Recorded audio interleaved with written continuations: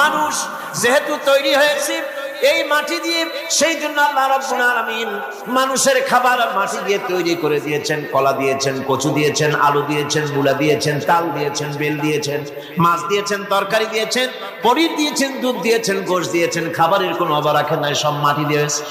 কিন্তু যেই রূহটা আমাদের ভিতরে, যে আত্মাটা আমাদের মধ্যে, যে আত্মা থাকলে পরে বাঁচি, আত্মা না থাকলে পরে মরে যাই, সেই রূহের খাবার আমরা কেউ দিতেছি না। রূহটা কি?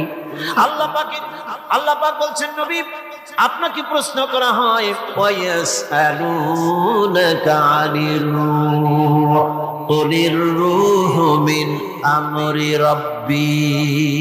নবী হে, প্রশ্ন করা হয় রূহ কি জিনিস? এর জবাব হচ্ছে, এই বলে দিন, রূহ হচ্ছে আল্লাহর একটু অর্ডার, একটু হুকুম তোমার ভিতরে কাজ করছে। ওই রূহেরও কিছু খাবার আছে, ওই রূহেরও কিছু খাবার আছে। সে রূহকে খাবার জমিনে তৈরি হবে না। রূহ গোশত খাবে না, পনির খাবে না, দুধ খাবে না, সর খাবে না, ফল খাবে না। কি খাবে? রূহের খাবার। যেহেতু রূহ এই পৃথিবীতে তৈরি হয় নাই, রূহ এসেছে আলমে আরওয়াহ থেকে, সেজন্য রব্বুল আলামিন রূহের খাবার পাঠিয়েছেন লৌহ মাহফুজ থেকে। আল্লাহ পাক কোরআনে কারীমকে রূহের খোরাক করে পাঠিয়েছেন। রূহকে যদি বাঁচাতে চান, তাহলে তার একমাত্র খাদ্য হতেছে তেলাওয়াতে কোরআন। তেলাওয়াতে কোরআন যত তেলাওয়াত করবেন ততই মজা লাগবে। সুবহানাল্লাহ, কোন সুবহানাল্লাহ।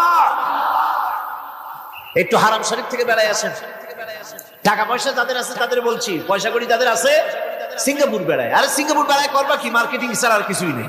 সিঙ্গাপুর, ব্যাংকক, হংকং, এই সমস্ত জায়গায় ঘুরে টুরে আসে, খুব দেখে আসছে।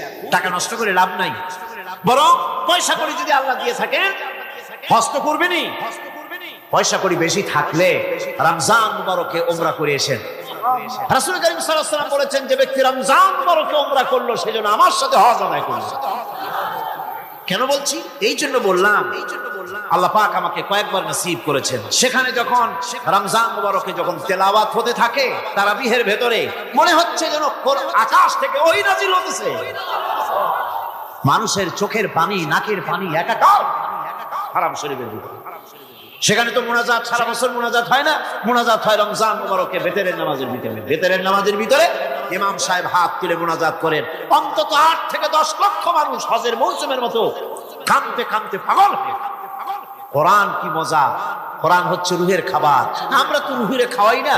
ঘোড়ার উপরে চড়ি, গাধার উপরে চড়ি, ঘোড়ারে গাধারে জন্মের মতো মোটেই খাইতে দেই না, নিজে খাই জন্মের মতো। খাইয়া ঘোড়ারে খাইতে দেওয়া হয় না, গাধারে খাইতে দেওয়া হয় না। ফলে ওর উপরে যখন সওয়ার হয়, তখন ঘোড়া গাধা না খাইতে খাইতে একদিন চারদিকে দিয়া জায়গায় সিটে মরা ছাড়ার কোনো পথ থাকে না।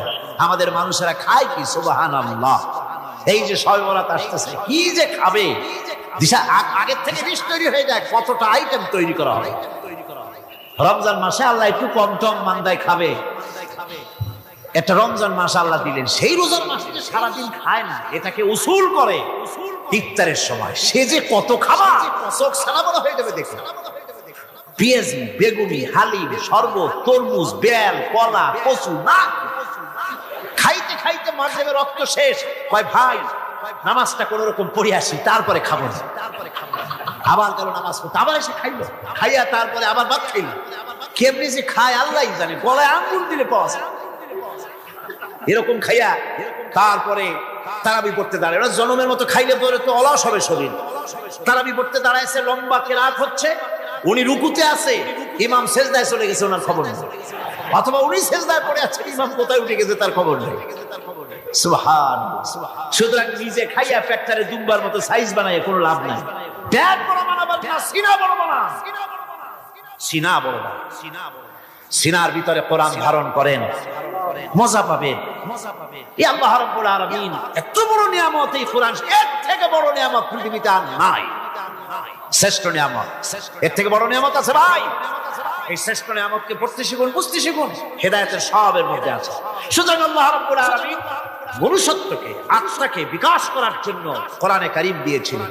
মানুষ এই জ্ঞান দিয়ে আবিষ্কারের পিছনে চলে গেল। হ্যাঁ, আবিষ্কার দরকার আছে, মোটেই আমি এটাকে অস্বীকার করি না, সব দরকার।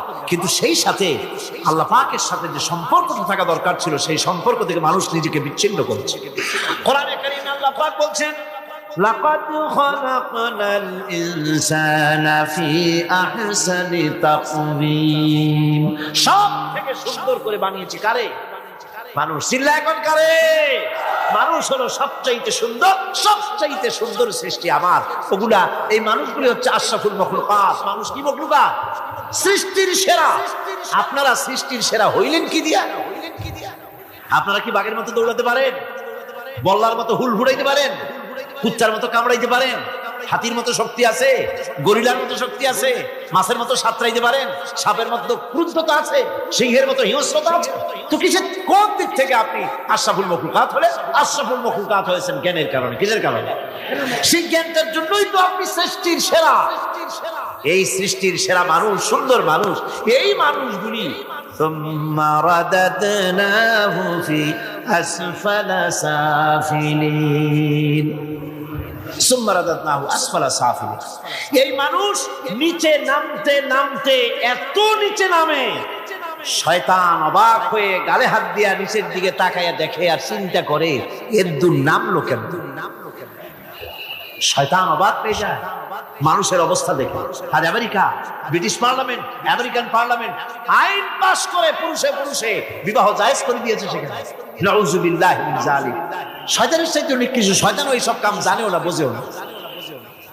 শয়তান তো ভালো কুত্তাও জানে না, ঠিক কিনা কন? কুকুরেও সমকামিতা করে না, শুয়ারেও করে না, গাধায়ও করে না। মানুষ কোথায় নামছে? এই মানুষ সৃষ্টির সেরা বানিয়েছিলাম, শয়তানের চাইতে নিকৃষ্ট হয়ে গেল। আল্লাহ পাক বলেন ইল্লাল্লাযীনা আমানু ওয়া আমিলুস সালিহাতি ফালাহুম আজরুন গায়রু মামনুন। কিন্তু যারা ঈমান আমলে সালেহ করেছে তাদের জন্য রয়েছে অপরন্ত পুরস্কার। এই অপরন্ত পুরস্কার আল্লাহ রাব্বুল আলামিন দান করবেন যারা নাকি মুমিন বান্দা, যারা নাকি ইবাদত করবে তাদের জন্য। এখন আমি আপনাদেরকে বলতেছিলাম যে ইবাদত গোলামি অর্থে, এর গোলামির পূর্ণ অর্থ সেটা হচ্ছে যে ব্যক্তি, পরিবার, সমাজ, রাষ্ট্র, জীবনের সকল ক্ষেত্রে গোলামি করতে হবে কার? আল্লাহ পাক। এই ইবাদত শব্দটাকে কোরআনে কারিমে কয়েকটা অর্থে ব্যবহার করা হয়েছে। সে অর্থগুলি আমাদের জানা দরকার। যেমন ইবাদত এবং দাসত্ব অর্থে আল্লাহ পাক বলছেন ثم أرسلنا موسى وأخاه هارون بآياتنا وسلطان مبين। অথবা মুসা এবং তার ভাই হারুনকে আমার নিদর্শন দিয়ে তাদেরকে সুস্পষ্ট রূপে প্রমাণ সহ ফেরাউন এবং তার সভাসদের কাছে আমি পাঠিয়ে দিলাম। তারা যখন তাদের কাছে গিয়ে দ্বীনের দাওয়াত দিল, তখন তারা কি বলল? ফাকালু আনুমিনু লিবাশারাইনি মিসলিনা ওয়া কওমুহুমা লানা আবিদুন। আমি যখন তাদেরকে পাঠালাম, তারা যখন দ্বীনের দাওয়াত দিলেন, ইবাদতের দাওয়াত দিলেন, তখন তারা বলল আমরা কি এমন আমাদেরই মতো দুজন মানুষের আনুগত্য করব? এখানে আবিদুন অর্থাৎ দাসত্ব, আমরা কি তার দাসত্ব করব? এই দাসত্ব একমাত্র আল্লাহরই হতে পারে, আর কারো হতে পারে না। সেজন্য কোরআনে কারীম অন্যত্র বলছে ইয়া আইয়ুহাল্লাযীনা আমানু কুলু মিন তাইয়্যিবাতি মা রাযাকনাকুম ওয়াশকুরু লিল্লাহি ইন কুনতুম ইয়্যাহু তা'বুদুন। হে ঈমানদারেরা, তোমরা যদি আমার ইবাদত করো তবে আমি তোমাদেরকে যে সব পবিত্র জিনিস দান করেছি তা খাও এবং আল্লাহর শুকর আদায় করো। তো ইবাদত আল্লাহ পাকের করলে আল্লাহ পাক তাদেরকে খেতে দিবেন, পড়তে দিবেন, সবকিছু আল্লাহ পাক করে দিবেন। তো আল্লাহ পাকের ইবাদত করতে হবে, আল্লাহ পাকের উপর ঈমান আনতে হবে, আর তাগুতকে অস্বীকার করতে হবে। অন্য আরেকটি আয়াতে কথাটা এভাবে এসেছে ফামান ইয়াকফুর বিত্তাগুতি ওয়া ইউমিন বিল্লাহি ফাকাদ ইসতামসাকা বিল উরওয়াতিল উসকা লা ইনফিসামা লাহা ওয়াল্লাহু সামিউন আলীম। ফামান ইয়াকফুর বিত্তাগুত, যে ব্যক্তি তাগুতকে অস্বীকার করলো ওয়া ইউমিন বিল্লাহ এবং আল্লাহর উপর ঈমান এনেছে ফাকাদ ইসতামসাকা বিল উরওয়াতিল উসকা, সে এমন এক মহান অবলম্বন ধারণ করলো যে কোনো জিনিসই তাকে বিচ্ছিন্ন করে দিতে পারবে না, এমন এক মহান অবলম্বন ধারণ করেছে। সুতরাং আল্লাহর উপর ঈমান আনতে হবে, তাগুতকে অস্বীকার করতে হবে। ইবাদত জীবনের সকল ক্ষেত্রে করতে হবে কার? আল্লাহ পাক। কোরআনে কারীম বলছেন, এর আগে আমি প্রথমে শুনিয়েছি, সমস্ত নবীরা আম্বিয়া আলাইহিস সালাম তারা তার নিজের জাতিকে গোলামির জন্য দাওয়াত দিয়েছেন। আল্লাহ পাকের বলেছেন আমার জাতি, একমাত্র নবী মুহাম্মদ রাসূলুল্লাহ সাল্লাল্লাহু আলাইহি ওয়াসাল্লাম আমার জাতি তিনি বলেন নাই। তাকে দিয়ে আল্লাহ পাক বলেছেন ইয়া আইয়ুহান নাসু উবুদু রাব্বাকুমুল্লাযী খালাকাকুম ওয়াল্লাযীনা মিন ক্বাবলিকুম লাআল্লাকুম তাত্তাকুন। ইয়া আইয়ুহান নাসু উবুদু রাব্বাকুমুল্লাযী খালাকাকুম, রাব্বাকুম উবুদু রাব্বাকুম আই আতিউ রাব্বাকুম, গোলামি করো, আনুগত্য করো, দাসত্ব করো তোমার সেই প্রভুর, সেই রবের যিনি তোমাকে সৃষ্টি করেছেন, তার আনুগত্য জীবনের সব জীবনে করো। এক জায়গায় করলে হবে না, সব জায়গায় করলে হবে। আগামী রাত্রিটা হচ্ছে শবে বরাত, তাই না? বোঝেন নাকি বোঝেন না? আগামী রাত্রিটাই আমরা হচ্ছে সেই ধরনের মানুষ, মিনিমাম লেবার ম্যাক্সিমাম প্রফিট, অল্প কাজ করে বেশি প্রফিট যদি করা যায় আমরা সেই পক্ষে বেশি। শবে বরাত শবে কদরে ইবাদত করিয়া জীবনের সব গুনাহ মাফ করাইতে চাই, আর করাইয়া মনে করলাম বিশ্বাস করলাম যেটা এইভাবে হয়, কিন্তু পরের দিন থেকে আবার যেরকম ছিল মানুষ সেরকম হয়ে যায়। সারা রাত জাগলো শবে বরাতে, সারা রাত জাগলো, সকালবেলায় যে ব্যবসায়ী সারা রাত জাগলো, সকালবেলায় দোকানে দিয়ে ওজনে কম দেওয়ার অভ্যাসটার পরিবর্তন হইল না। যে কৃষক সারা রাত জাগলো, পরের দিন জমিনের আইল ঠেলার অভ্যাসটা পরিবর্তন হলো না। যে ব্যক্তি মিথ্যে কথা বলতো, চুরি করতো, ডাকাতি করতো, যে অফিসার সারা রাত জেগেছেন, পরের দিন অফিসে গিয়ে তার ঘুষ খাওয়ার বদভ্যাস থেকে তিনি নিজেকে বিরত রাখতে পারেননি। তাহলে এই শবে বরাত করে রাত জেগে ফায়দা কতটুকু? কতটুকু ফায়দা? হ্যাঁ, ফায়দা কিছু আছে, ফায়দা আছে। সেটা হলো পায়েস খাওয়া, সেটা হলো গোশত খাওয়া, রুটি খাওয়া, এই ফায়দা তো হবেই, এগুলি হয়। কিন্তু আপনার মূল ফায়দা হবে কি করে যদি আপনার অভ্যাসের পরিবর্তন না হয়? কথা বোঝেন কিনা? কথা বোঝেন কিনা? মূল অভ্যাসের তো পরিবর্তন করতে হবে। একজন মাঠে মাঠে ঘুরছে, আর এক পাগল এসে জিজ্ঞেস করছে ঘুরছো কেন? ঘুরবো না, আগামীকাল কোরবানির দিন, গরু তালাশ করতেছি, গরু পাচ্ছি না, বাজারে টাজারে ঘুরলাম, আবার আর এক বাজারে যাচ্ছি। আরে বাজারে বাজারে গরু কেন? মাঠে কত গরু আছে, একটা ধরে জবাই দিলেই তো হয়। লোকটি বলছে দেখো পরের গরু জবাই দিলে তাতে গোনা হবে। না, তুমি অঙ্ক বোঝো না। গরু জারি হোক, কোরবানির দিনে গরু জবাও যদি করো তাহলে সওয়াব তো একটা হবে। কোরবানি উপলক্ষে জবাও করছে, একটা সওয়াব পাবে না? তো কোরবানির জন্য একটা সওয়াব হবে, আর চুরির জন্য অবশ্যই একটা পাপ হবে। কোরবানি যখন দিবা তো কোরবানির সওয়াব আর চুরির পাপ ভগ্নাংশের মতো কাটাকাটি হয়ে যাবে, গোশত খাওয়া পাও। তো মানুষের অবস্থা তো তাই হয়েছে। মানুষের অবস্থা হয়েছে শবে বরাতে সারা রাত জাগবো, কান্দাকাটি করবো, ফাও ফাও গুনাহ মাফ হয়ে যাবে, আর গোশত রুটি তো আসি, জন্তুর পারলাম খাইলাম। পরের দিন দু ফুর্তি, নো চিন্তা, নাউযুবিল্লাহি মিন যালিক। এই কান্দারও দাম নাই, আর এই ধরনের রাত জাগারও দাম নাই, এই ধরনের ইবাদত করেও দাম নাই। ইবাদতটা হচ্ছে জীবনের সব ইবাদত করতে হবে। ইবাদত সম্পর্কে মিস ইন্টারপ্রিটেশন যেটা এসেছে, ভুল অর্থ যেটা এসেছে, সেই ভুল অর্থের কারণে মানুষ শুধু মনে করে নামাজ রোজা হজ যাকাতই শুধু ইবাদত না। ইবাদত হচ্ছে জীবনের সকল ক্ষেত্রে গোলামিটা হতে হবে আল্লাহ পাকের সব জায়গায়। পার্লামেন্টে গোলামি হবে কার? কোর্ট কাছারিতে কার? অফিস আদালতে কার? স্কুলে কলেজে কার? খেতে খামারে কার? রান্নাঘরে, নিজের ঘরে, পরিবারে, সব জায়গায় আনুগত্য কার? কেবলমাত্র আল্লাহ সুবহানাহু ওয়া তাআলার হুকুম অনুযায়ী জীবন পালন করার নামই হচ্ছে ইবাদত। হযরত ওমর বলেন, আমি নবীদের পিছনে দাঁড়িয়ে অপেক্ষা করতেছিলাম নামাজ কখন শেষ হবে। আর তিনি নামাজের ভিতরে তেলাওয়াত করতেছিলেন।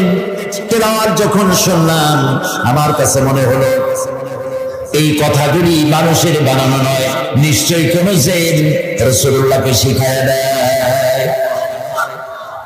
আমি যখন এই চিন্তা করেছি, এত সুন্দর মিলায়া কি করে পড়ে জেনে শিখাই দিয়েছে, এই চিন্তা যখন আমি করেছি, নবীজি তখন আমার এই কথার জবাব যেন তিনি দিলেন। তিনি পড়লেন, ইন্নাহু লাকাউলু রাসূলিন কারীম। না, এটা কোনো জেন বা অন্য কারো কথা নয়, এটি হচ্ছে মহান বার্তাবাহকের বর্ণনা। হযরত ওমর বলছেন, জেনের কথা না হলে কবির কথা তো বটেই। এত সুন্দর মিলানো, দেখছেন না কোরআন শরীফে কি মিল? লক্ষ্য করছেন? করেন নাই বোধহয়, করার জন্য অনুরোধ করি।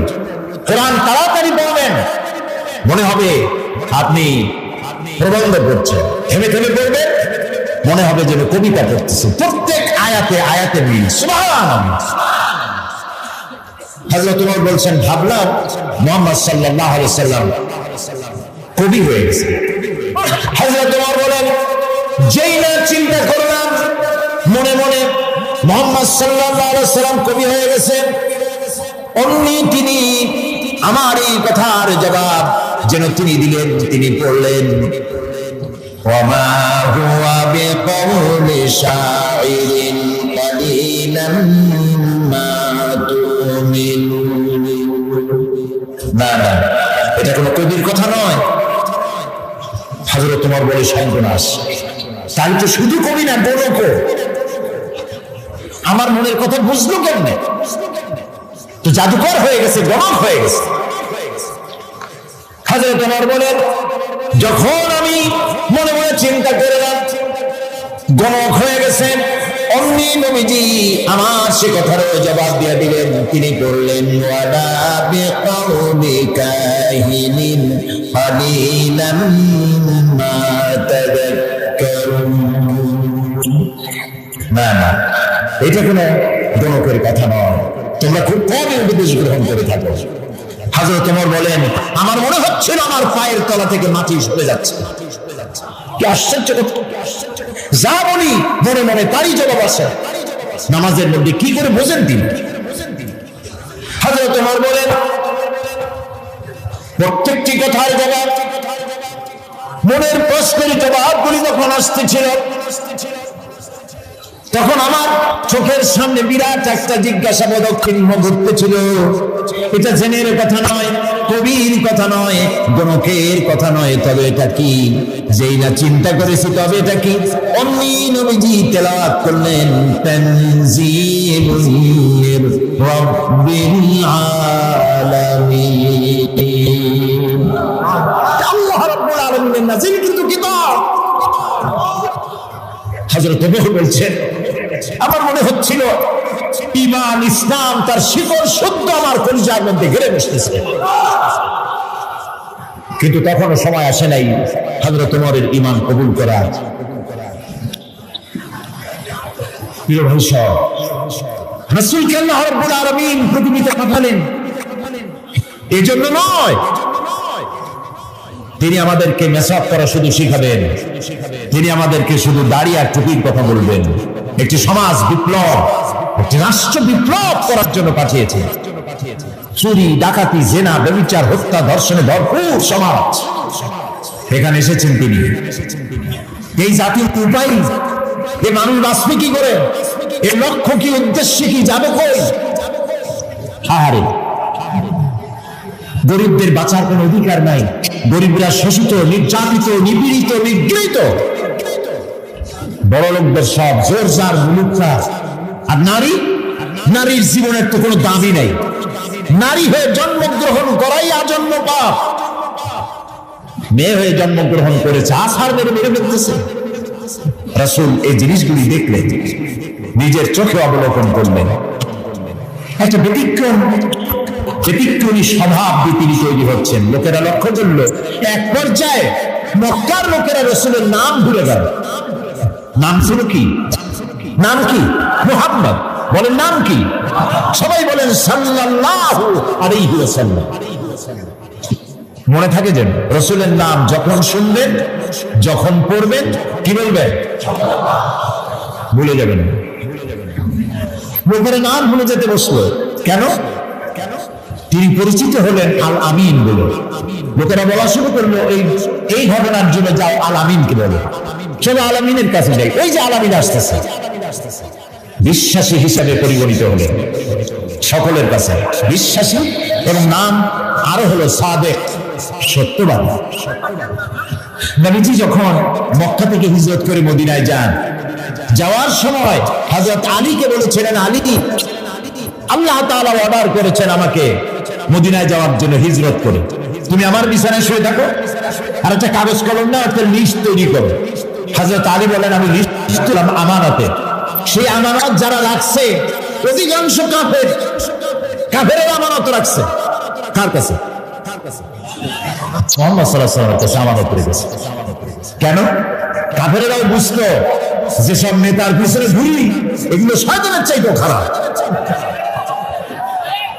মুহাম্মদ সাল্লাল্লাহু আলাইহি ওয়াসাল্লামের সাথে বিরোধিতা করি, নেতাদের জ্বালায় পড়িয়া। আসলে তার মতো ভালো মানুষ আকাশের নিচে জমিনের ভিতরে আর নাই। কাফেররাও বুঝতো। এখনো আমাদের দেশে যত নেতা টেতা আছে, অনুসারীরা বোঝে খাঁটি শয়তান।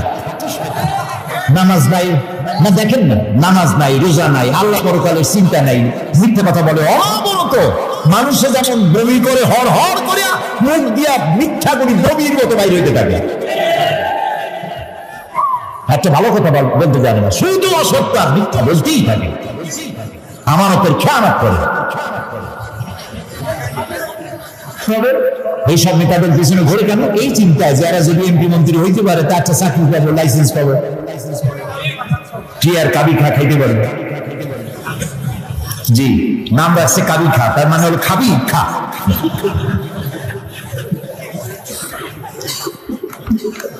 নবী করিম সাল্লাল্লাহু আলাইহি ওয়াসাল্লাম, আপনার আমার জীবন, আমাদের মা বাপের জীবন উৎসর্গ হতে রাসূলের কদম মোবারকের উপরে।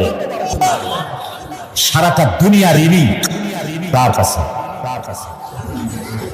তার স্বভাব চরিত্রের কাছে। মুহাম্মদ রাসূলুল্লাহ সাল্লাল্লাহু আলাইহি ওয়াসাল্লাম এই সমাজে বড় হলেন, বেড়ে উঠলেন, লক্ষ্য করলেন এদের বাঁচাবো কেমনে, উপায় কি? তিনি গারে হেরায় চলে গেলেন। ওটার নাম জাবালে নূর। আমরা গারে হেরা বলি, কিন্তু মক্কা শরীফে যে গারে হেরা পেলি কইছেন বলেন, শুনবেন জাবালে নূর। ওই জাবালে নূর উঠলেন, অনেক উঁচা। আল্লাহ দয়া করে আমাকে একবার ওঠার তৌফিক দিয়েছিলেন, একবার উঠছি। তাতে তখন তো আমার শরীর টরীর অনেক ভালো ছিল, ভালো মানে মোটা ছিলাম বেশি। উঠতে গিয়ে 3 বোতল পেপসি খাওয়া লাগছে, আর 2-3 দিন উঁচুতে ব্যথা ছিল। তাহলে চিন্তা করেন কত উঁচা। সেই পাহাড়ের অনেক উঁচায় একটা ছোট্ট জায়গা, একটা রাস্তা আছে একটুখানি, এই সোজাভাবে ঢোকা যায় না, কাঠ হয়ে কইয়া কাইতেছেন আমাদের দেশে বলে, ওই কইয়া কাইট হয়ে ঢোকা যায়। এবং ওখানে একটা জায়গা আছে যেখানে 2 জন একসাথে নামাজ পড়তে পারে, এরকম একটা গুহা। সেখানে নবী করিম সাল্লাল্লাহু আলাইহি ওয়াসাল্লাম চিন্তা গবেষণা করতে লাগলেন। যেদিন বয়স 40 বছর পূর্ণ হয়ে গেল, আল্লাহ রাব্বুল আলামিন তাকে নবুয়তের মর্যাদা দিয়ে দিলেন। এই নবুয়তের মর্যাদা নিয়ে তিনি নেমে আসতেছেন, ভয় পেলেন। জিবরাইলকে তো জীবনে দেখেননি, হযরত জিবরাইলকে দেখেছেন। জিবরাইল বলেছেন ইকরা, পড়ো। তিনি বলছেন যে আমি পড়তে জানি না। আবারও বললেন ইকরা, পড়ো। বলছেন জানি না পড়তে। তৃতীয়বার তিনি বুকের সাথে জড়িয়ে ধরলেন, এমন ভাবে জড়িয়ে ধরলেন নবী করিম সাল্লাল্লাহু আলাইহি ওয়াসাল্লাম ব্যথা পেলেন এবং তিনি পড়তে পারলেন। নেমে এসে স্ত্রী হযরত খাদিজাতুল কুবরা রাদিয়াল্লাহু তাআলা আনহাকে বললেন আমাকে ঢেকে দাও। তাড়াতাড়ি করে চাদর এনে তিনি ঢেকে দিলেন।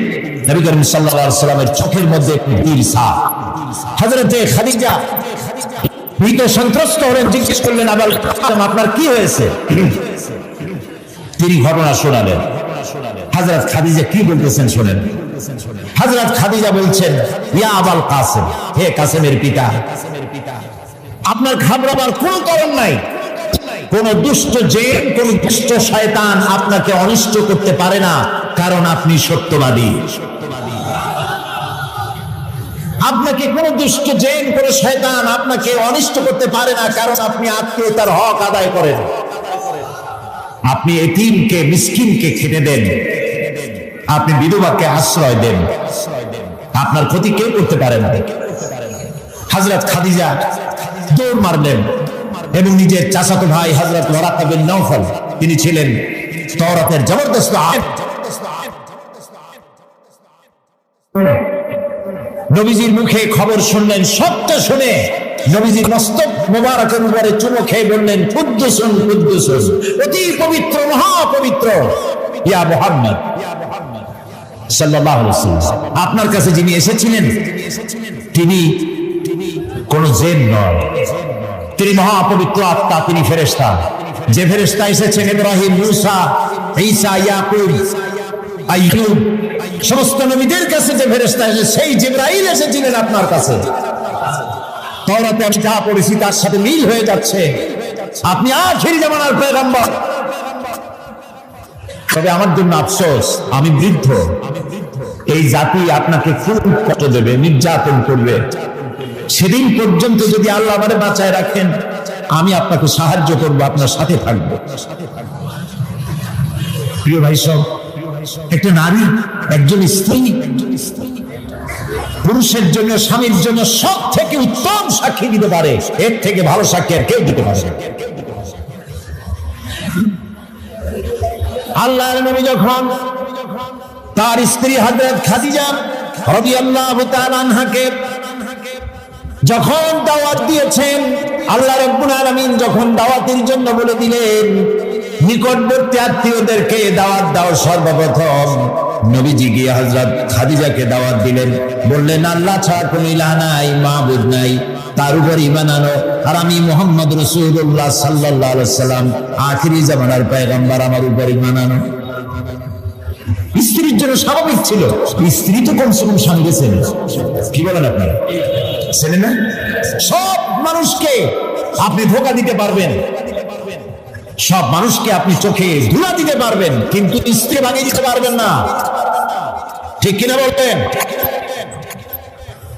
স্ত্রী আপনার জন্য ভালোবাসা দিতে পারে, জীবন দিতে পারে, সব দিতে পারে, কিন্তু ঈমান আনা অত্যন্ত কঠিন। নবীজি যখন হযরত খাদিজাকে ঈমানের দাওয়াত দিলেন, হযরত খাদিজা রাদিয়াল্লাহু তাআলা আনহা এক মুহূর্ত দেরি করেন নাই। হযরত খাদিজা বলছেন, ইয়া আবুল কাসেম, আপনি অবশ্যই আল্লাহর নবী।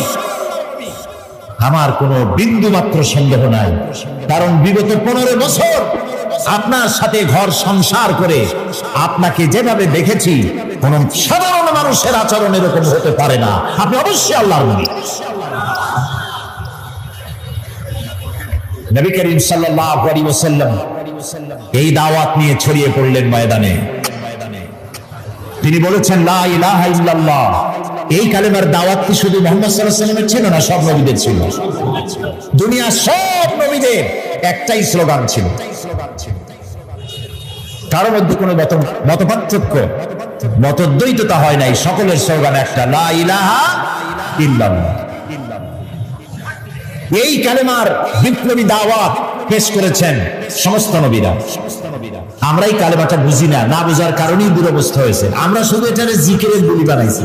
দেখছেন কি কায়দায় জিকির করে, লা ইলাহা ইল্লাল্লাহ ইল্লাল্লাহ, এমন জোরে ইল্লাল্লাহ বলে তাতে কলব থাকলেও পারে, গেলেও পারে। কি বুঝে ইল্লাল্লাহ বলতেছেন, আবার লা ইলাহা ছেড়ে দিয়া খালি ইল্লাল্লাহ করে, এরকম শুনেছি, শুনছেন আপনারা? লা ইলাহা বাদ দিয়া কতক্ষণ ইল্লাল্লাহ ইল্লাল্লাহ ইল্লাল্লাহ। আশ্চর্য কথা, এটা কি কি বলতেছেন আপনি? ইল্লাল্লাহ মানে তো আল্লাহ ছাড়া, আল্লাহ ছাড়া কি? লা ইলাহা ইল্লাল্লাহ, এই কালেমার দাওয়াত যখন নবীরা দিয়েছেন, হযরত মূসা আলাইহিস সালাম যখন বলেছেন লা ইলাহা ইল্লাল্লাহ, এই আঘাত লেগে ফেরাউন দরিয়ায় নীলের মধ্যে ডুবে শেষ হয়ে গিয়েছে। হযরত ইব্রাহিম আলাইহিস সালাম যখন বলেছেন লা ইলাহা ইল্লাল্লাহ, নমরুদের গোষ্ঠী সাফ হয়েছে, জুতা পিটা খাইয়া দুনিয়া থেকে বিদায় হয়ে গেছে। ঠিক না ভাই? মুহাম্মদ সাল্লাল্লাহু আলাইহি ওয়াসাল্লাম যখন বলেছেন লা ইলাহা ইল্লাল্লাহ, তখন আবু জাহাল, আবু লাহাব, উতবা, শাইবা, মুগীরা এই সবগুলির গায়ে আগুন জ্বলে গেছে। কেন আগুন জ্বললো? তারা বুঝছে লা ইলাহা ইল্লাল্লাহর অর্থ কি। তারা বুঝেছে লা ইলাহা ইল্লাল্লাহ মানে হচ্ছে কোন ইলাহ নাই, আইনদাতা নাই, বিধানদাতা নাই, শাসনকর্তা নাই, কাউকে মানি না। কে ছাড়া? আল্লাহ ছাড়া। ফেরাউনও বুঝেছে। ফেরাউন বোঝেন, ফেরাউনকে মুসা আলাইহিস সালাম যখন বলেছেন বলো লা ইলাহা ইল্লাল্লাহ, ফেরাউন বলেছে মা আলিমতু লাকুম মিন ইলাহিন গায়রি, আমি তো জানি না যে আমি ছাড়া আরো কোন ইলাহ আছে, আমি তো ইলাহ। তুমি যদি আমারে বাদ দিয়ে আর কাউকে ইলাহ মানো, লা আজআলান্নাকা মিনাল মাসজুমিন, কারারুদ্ধ করে রাখবো, জেলখানায় ঢুকিয়ে দেবে। মুসা আলাইহিস সালাম ভয় পেয়েছিলেন নাকি? ভয় পান না। কাফেরেরা বুঝতে পারতো লা ইলাহা ইল্লাল্লাহর অর্থ কি।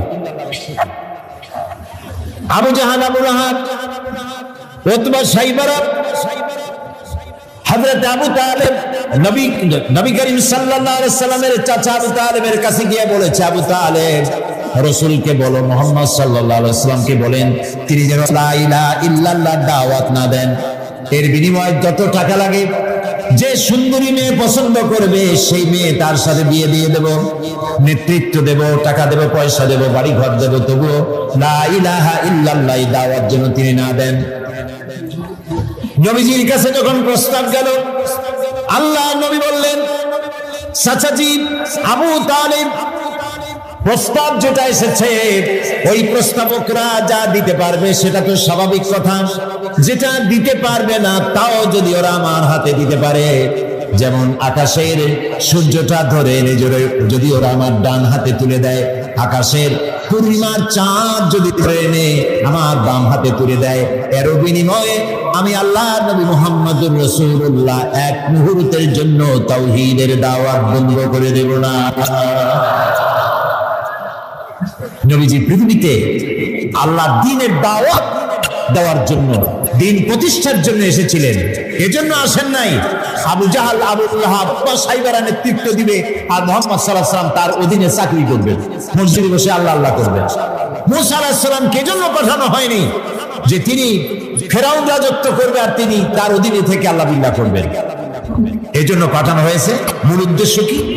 আল্লাহ রাব্বুল আলামিন বলেন والذي أرسل رسوله بالهدى ودين الحق ليظهره على الدين كله وكفى بالله شهيدا। আল্লাহ তাআলা তিনি রাসূলকে প্রেরণ করেছেন দ্বীনে হক আর সত্যের বিধান সহকারে, যাতে করে পৃথিবীর সব মতবাদের উপরে ইসলামকে তিনি বিজয়ী করে দিতে পারেন। নবী করিম সাল্লাল্লাহু আলাইহি ওয়াসাল্লাম মক্কি জীবনে এই কাজটি তিনি চালু করলেন। নবী করিম সাল্লাল্লাহু আলাইহি ওয়াসাল্লামকে আল্লাহ রাব্বুল আলামিন সব রকমের সম্মান এবং মর্যাদা দিয়ে পৃথিবীতে পাঠালেন দ্বীনকে প্রতিষ্ঠা করার জন্য। 13 বছর সময় লাগলো মক্কায়। কয় বছর লাগলো? 13 বছর। এই 13 বছর দ্বীনের দাওয়াত দিতে থাকলেন মানুষের দুয়ারে দুয়ারে গিয়ে, গোপনে, রাত্রে, দিনে। আল্লাহর মেহেরবানি লোক তৈরি হয়ে গেল। আবু বকর, ওমর, ওসমান, আলী, খাব্বাব, খুবাইব রিদওয়ানুল্লাহি তাআলা আলাইহিম আজমাইন, এই সব লোক তৈরি হয়ে গেল। কেমন লোক তৈরি হলো? যে হযরত ওমর রাসূলকে হত্যা করতে আসছিলেন, সেই ওমরকে আল্লাহ এমন দরজায় পৌঁছায় দিলেন, রাসূল বললেন লা নাবিয়্যা বাদি ওয়ালা রাসূলা, আমার পরে নবীও হবে না, রাসূলও হবে না, কিন্তু আমার পরে যদি কেউ নবী হতো লাকানা ওমর, ওমরে আল্লাহ নবী বানাই দিতেন। সুবহানাল্লাহ বলুন। এইসব লোক তৈরি হয়ে গেল। 13 বছর সময় লাগলো। আল্লাহ রাব্বুল আলামিন হিজরতের অর্ডার দিয়ে দিলেন। নবীজি এবার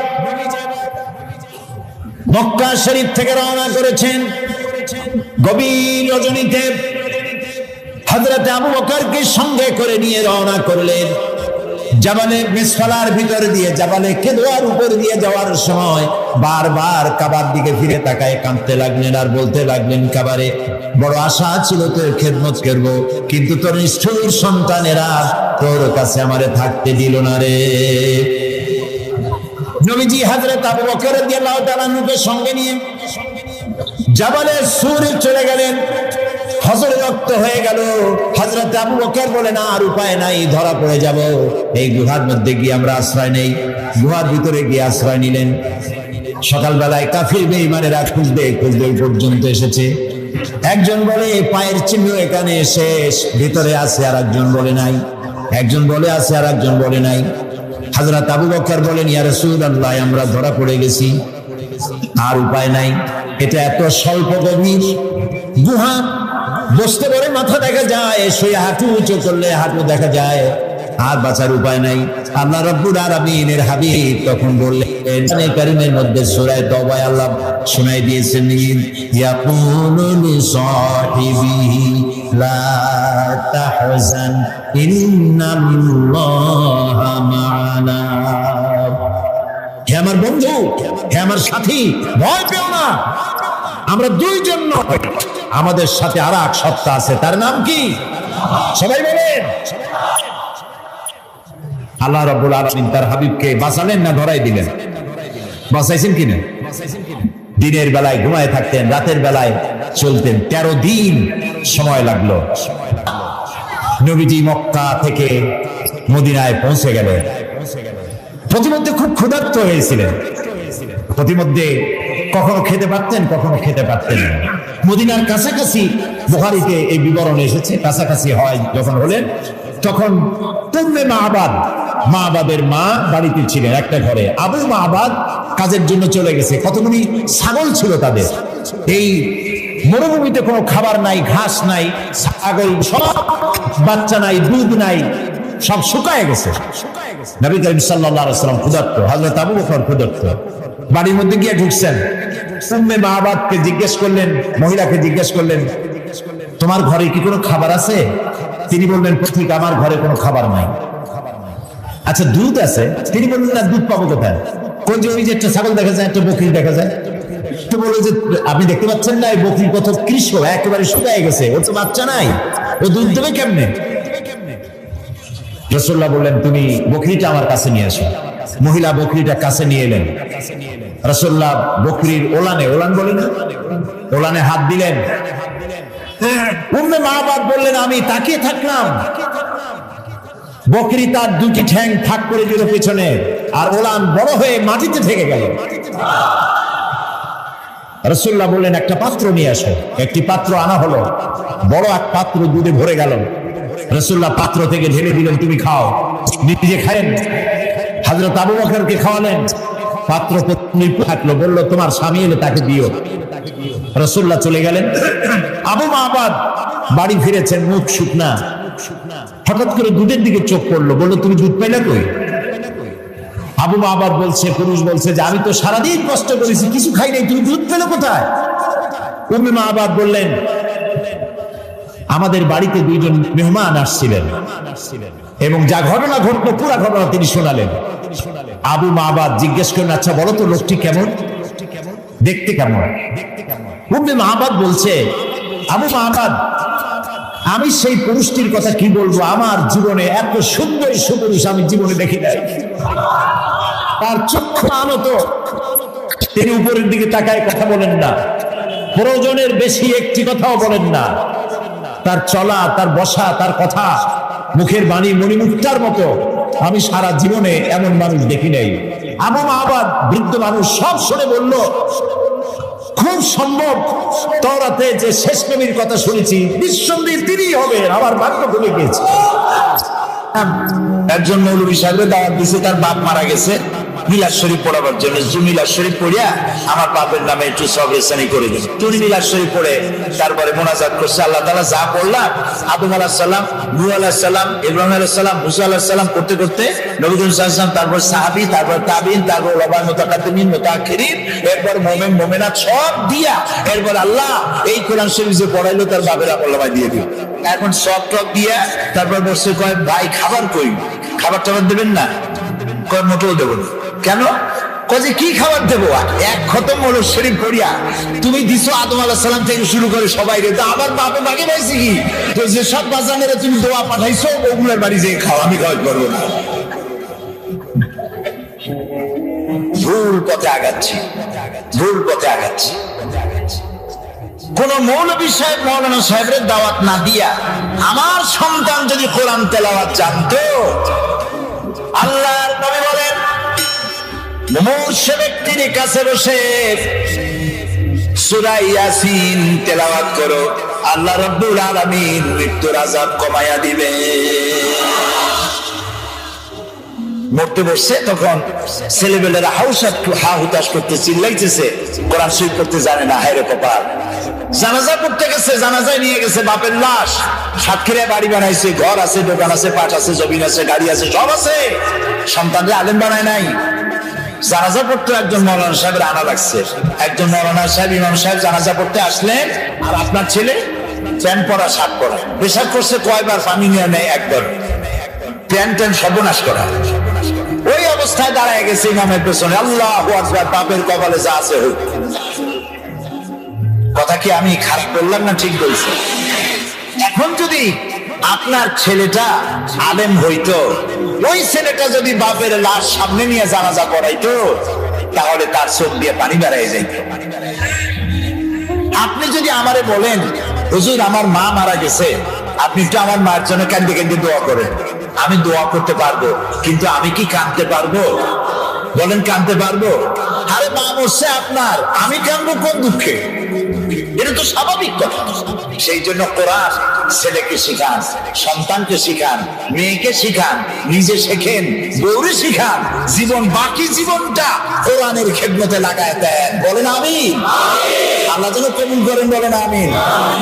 এই কোরআন নাজিল হলো, রাসূলুল্লাহ মুখস্থ করতেছেন, এখন মুখস্থ করতে গিয়ে তাড়াহুড়ো করতেছেন যাতে একটা জের জবরে ভুল না হয়।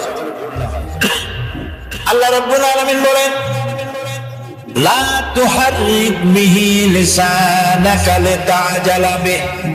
ও নবী, কোরআনকে মুখস্থ করার জন্য আপনার জিহ্বা এত নাড়াচাড়া করার প্রয়োজন নাই। আমার জিবরাইল যখন কোরআন শরীফ তেলাওয়াত করবে আপনার সামনে, জিবরাইলের সাথে মাত্র একবার উচ্চারণ করবেন আপনি, আপনার সিনার ভিতরে গোটা কোরআন শরীফ মুখস্থ করায় দেওয়ার মালিক আমি আল্লাহ। আপনারে মুখস্থ করাবো, আপনাকে তেলাওয়াত করাবো, সুবহানাল্লাহ। আপনারে তেলাওয়াত করবো, আপনি তেলাওয়াত করতে পারবেন, আপনি মানুষকে বুঝাইতে পারবেন। সুবহানাল্লাহ ওয়া বিহামদিহি। কোরআন নাজিল হলো, কোরআন দিয়ে নবী করিম সাল্লাল্লাহু আলাইহি ওয়াসাল্লাম একটা বিরাট বিশাল বিপ্লব করে ফেললেন। একটা কিতাব, একটা বিপ্লব, একটা রিভলিউশন, একটা ইনকিলাব, একটা বিশাল পরিবর্তন। যারা ছিল চোর, যারা ছিল ডাকাত, তারা হয়ে গেল মানুষের সম্পদের পাহারাদার।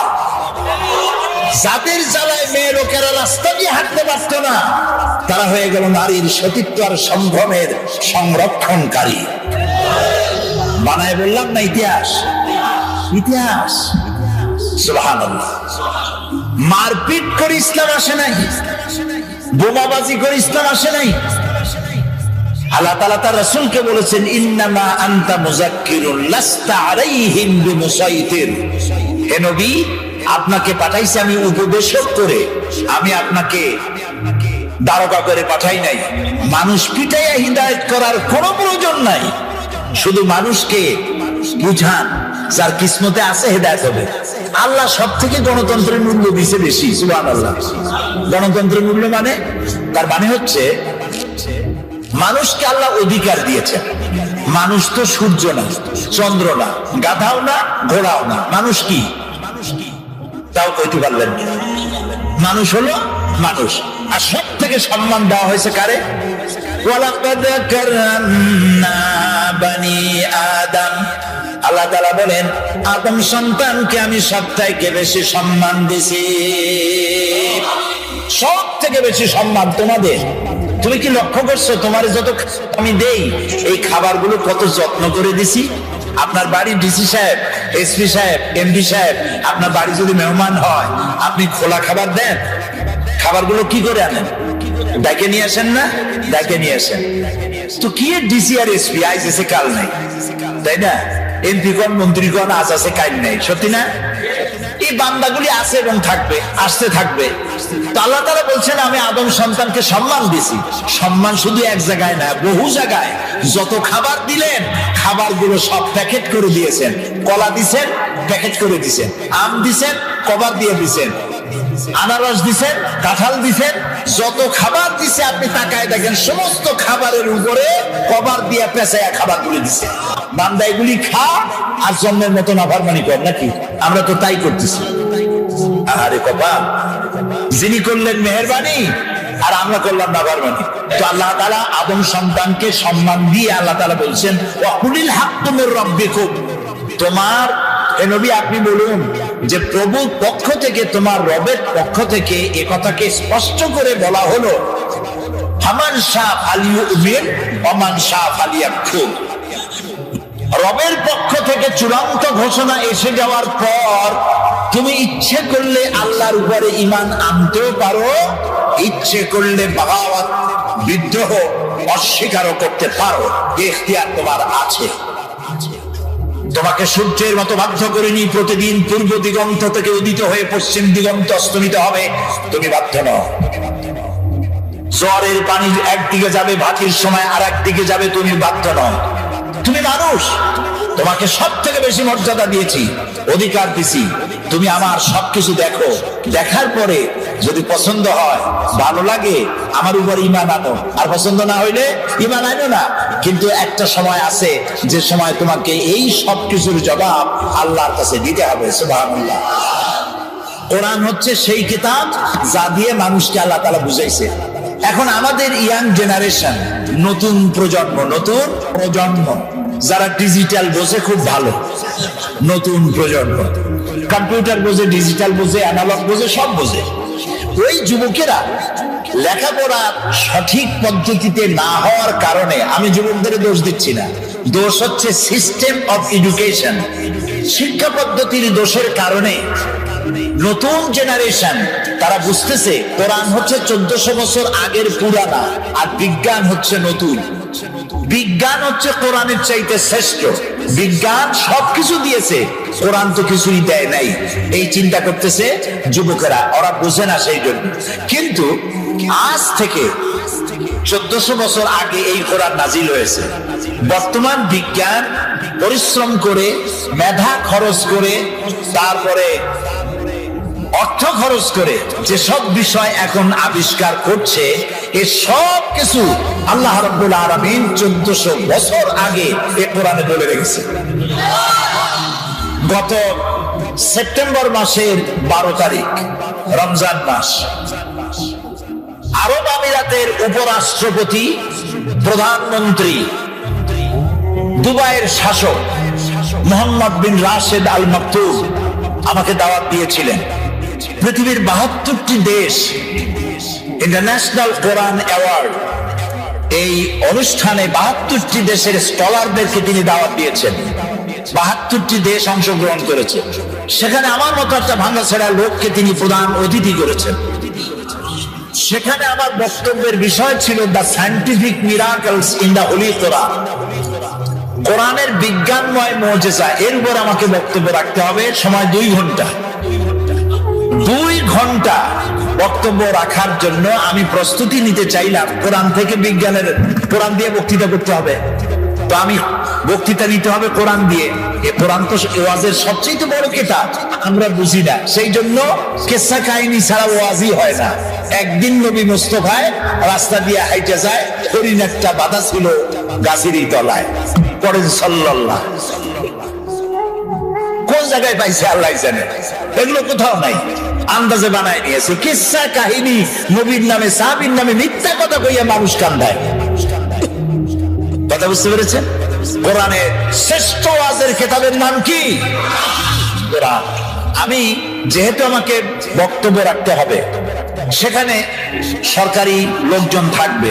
সেই মাহফিলে প্রিসাইড করেছেন অ্যাটর্নি অফ ল ইব্রাহিম দুমিল্লা, তিনি প্রিসাইড করলেন। আরবরা উপস্থিত ছিলেন এবং উপস্থিতির সংখ্যা ছিল বিশাল। ওরা পত্রিকায় লিখেছে আরব আমিরাতের শ্রেষ্ঠ সব থেকে বড় জমায়েত হয়েছে। টিভি চ্যানেলগুলি লাইভ প্রচার করেছে। আমি আগের থেকে প্রস্তুতি নিলাম যে বিজ্ঞানের উপরে আলোচনা করতে গিয়ে কোরআনের আয়াত কতগুলি পাওয়া যায়, খুঁজতে থাকলাম। অন্তত আমার খোঁজে, আমি তো ছোট মানুষ, কোরআন অত বুঝি না। লোকেরা কয় মুফাসসিরে কোরআন, আসলে তো কোরআনের তালিব ইলম, আমি কোরআনের ছাত্র। খুঁজতে খুঁজতে পেলাম বিজ্ঞানের সমর্থক, বিজ্ঞানের তথ্যসূত্র পাওয়া যায় এমন আয়াতের সংখ্যা অন্তত 1000-এর কাছে চলে যাবে। এই যে চাঁদ, পূর্ণিমার দিন আমরা চাঁদ দেখি, পূর্ণিমার রাতে চাঁদ দেখেন না? এই চাঁদ আলো দেয়। আজ থেকে 100 বছর আগে মানুষের ধারণা ছিল চাঁদ নিজেই আলো দেয়। আর ছোটবেলায় দাদা নানা নানি তারা বলতো, দাদু মনে বুঝছো? বলে কি? ওই যে চাঁদে কালো কালো দেখা যায়, ওটা কি জানো? বলতাম না, জানি না তো। কয় ওটা হলো একটা গাছ। সুবহানাল্লাহ, চাঁদের মধ্যে গাছ। ছোটবেলায় চিন্তা করতাম, কয় যে শুধু গাছ না, ওখানে একটা বুড়ি আছে সুতা কাটে। তখন চিন্তা করতাম যে আরে এই বুড়ি এত কষ্ট করে সুতা কাটে, সারাদিন তো খায় কি? পরে কিন্তু ওই ধারণা আমাদের এখন আর নাই, ঠিক না? ভূমিকম্প সম্পর্কে প্রশ্ন করা হতো, ভূমিকম্প কি জানো? বলতাম না, জানি না তো। যে একটা গরুর 2টা শিঙের পৃথিবী, শিং যখন ব্যথা করে তখন এক শিং থেকে আর এক শিং যখন পাল্টায় তখন পৃথিবী কাঁপে ওঠে। চিন্তা করতাম, ওরে বাবা, গরুটা কত বড়, শিংটা কত মোটা। এখন কি তাই বিশ্বাস করি? করিনি। আজ থেকে 100 বছর আগে ছিল চাঁদ নিজে আলো দেয়। কিন্তু পরবর্তী সময় বিজ্ঞানীরা আবিষ্কার করলো যে না, চাঁদ আলো যেটা দেয় ওটা ধার করা আলো, ওর নিজের আলো নাই। এ কথা বিজ্ঞান আবিষ্কার করলো এই শখানেক বছর হলো। কিন্তু বিজ্ঞান জানলো 100 বছর আগে, আর তার 1300 বছর আগে জেনেছেন মুহাম্মদুর রাসূলুল্লাহ সাল্লাল্লাহু আলাইহি ওয়াসাল্লাম। এই কোরআনে সূর্যকে বলা হয়েছে শামসুন। কোরআনে সূর্যকে কি বলা হয়েছে? শামসুন, সিরাজুন, ওয়াহাজুন, দিয়াউন। এর অর্থ কি? সিরাজ, শামস, দিয়া, এক একটার এক একটা অর্থ আছে। কোনটার অর্থ হচ্ছে প্রদীপ্ত প্রজ্জ্বল, কোনটার অর্থ হলো উত্তাপ সৃষ্টিকারী, আলো বিকিরণকারী। এটা হলো সূর্য। আর চাঁদের কথা যখন আল্লাহ বলেছেন তখন বলেছেন কামারান মুনিরা। কামার মানে চাঁদ, মুনিরা মানে আলোক প্রাপ্ত। যে চাঁদ আলো পায়া আলো বিকিরণ করে ওইটার নাম হলো চাঁদ। সুবহানাল্লাহ। তাহলে চাঁদের যে নিজের আলো নাই, এই কথা বিজ্ঞান বোঝার আগে বুঝছে কে? বলে মুহাম্মদ রাসূলুল্লাহ সাল্লাল্লাহু আলাইহি ওয়াসাল্লাম। বিজ্ঞানীরা মনে করেছিল, এই যে অনেকে বলে, যুবকরা বলে, সুশীলরা বলে, সুশীল বুদ্ধিজীবী, বুদ্ধির ঠেলা, there is no God, আল্লাহ নেই। আমি জানি না কত বোতল খাইলে পরে এই কথা বলতে পারে যে আল্লাহ নাই। আরে বেটা, তুই হইছিস কেমনে?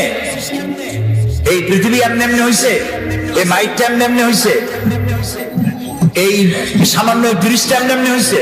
কেউ তো বানাইছে। তো মাইকটা, সাইকেলটা, জুতাটা সবটা বানাইতে কেউরে লাগলো, আর তোমারে বানাইতে কেউরে লাগে নাই, এমনি হয়েছে। আল্লাহ রহম করুক, বলেন আমিন। ওরা বলে যে there is no God, স্রষ্টা বলতে কেউ নেই। তো কি হয়েছে? তো এমনি হয়েছে সব। এরপরে বিজ্ঞানীরা দেখলো যে চাঁদ হলো পৃথিবীর সব থেকে, নবী করিম সাল্লাল্লাহু আলাইহি ওয়াসাল্লামকে বিশ্বাস করতে চায় না, কোরআনকে বিশ্বাস করতে চায় না। বলে যে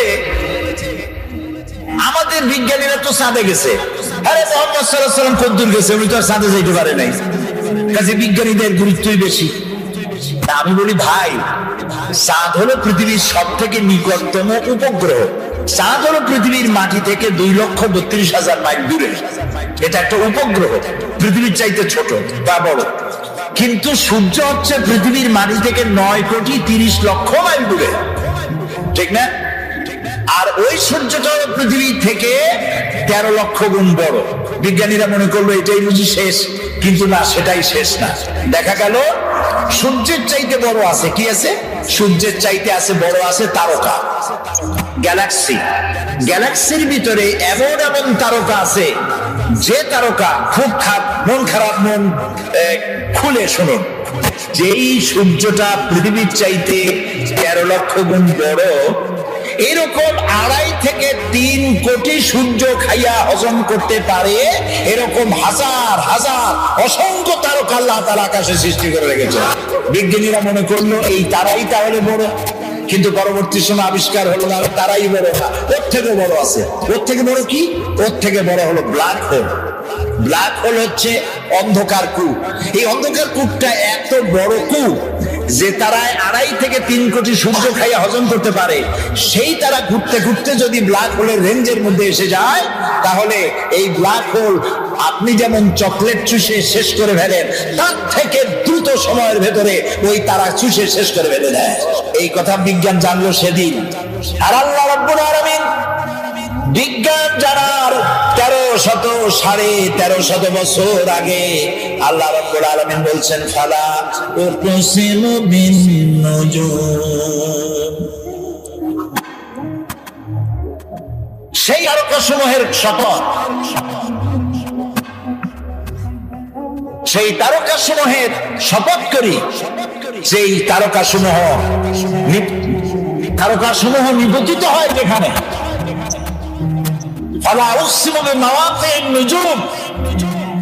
তারকাসমূহ নিপতিত হয় যে জায়গায়, সেই জায়গার শপথ করি। তো তারকাসমূহ নিপতিত হয় কোথায়? ব্ল্যাক হোলের মধ্যে। সেই কথা আল্লাহ তাআলা 1400 বছর আগে বলে রেখেছেন কোরআন শরীফে।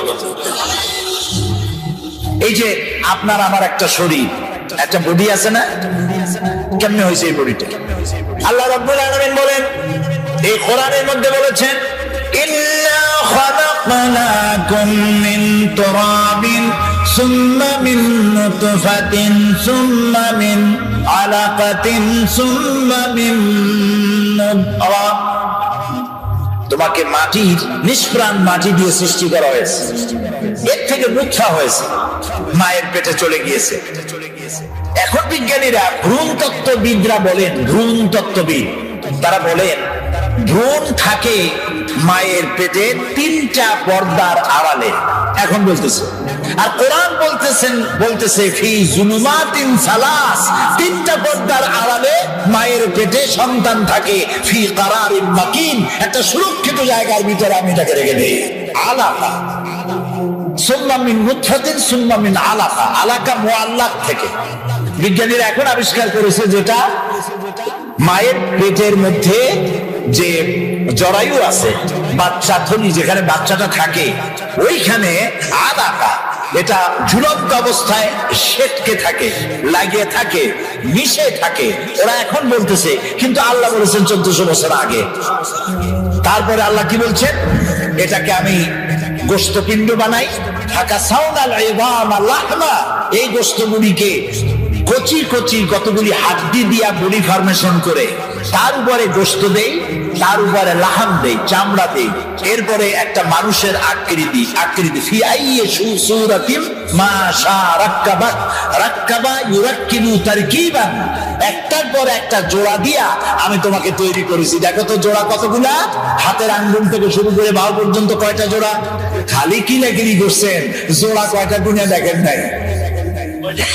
6টা জোড়া। আঙ্গুলের মাথা থেকে শুরু করে বাহু পর্যন্ত 6টা জোড়া। এই 6টা জোড়া যদি না থাকতো তাহলে কি হতো? ধরেন একটা জোড়া বাদ দিলাম, কোনোই তো জোড়া নাই, কারো কবজা নাই। কি বলে সাতক্ষীরা কি কয়? দরজায় কি লাগায়? কবজা বলেন তো। এইখানে কবজা নাই। এখানে যদি কবজাটা না হতো, এটা কি হইতো? এটা হাত হইতো না, হইতো লাঠি। ভাত খাইতেন কেমনে? এটা তো ক্লোজ হবে না। ভাত খাবেন কেমনে? খাবারের জন্য 2 হাতের মাথায় 2 জনে বসতে হবে। এ ওরে মুখে দেবে, সে তার মুখে দেবে। তাও আবার আঙ্গুলগুলো ভাঁজ হবে না, জোড়া নাই। কাঁচা চামচের মধ্যে মতো মুখে ভাত ঢুকে দিয়ে নাকের সিধার মধ্যে দিয়ে দিচ্ছে। হাসতেছে। কোরআন বোঝেন নাই, কপাল করেছে। আল্লাহ বলতেছেন এমনি এমনি সেজদা দিবি বেটা, সেজদা দিবি যখন বুঝতে পারবি আমি তোরে বানাইছি কেমনে। সুবহানাল্লাহ, বলেন সুবহানাল্লাহ। আরে কিছু বানাই দিলাম, পাও বানাই দিলাম বাস করে যেন বসতে পারো। ঠ্যাঙের উপরে ঠ্যাং ফেলে ঠ্যাং ঝুলাও, কিন্তু বানাইছি কি কায়দা করে সেটা দেখো নাই। ঠ্যাঙের উপরে ঠ্যাং ধুয়ে আবার পাও না, আবার হাত দিয়ে বসা। কপাল পোড়া কোথায় দিলেন, দিলেন।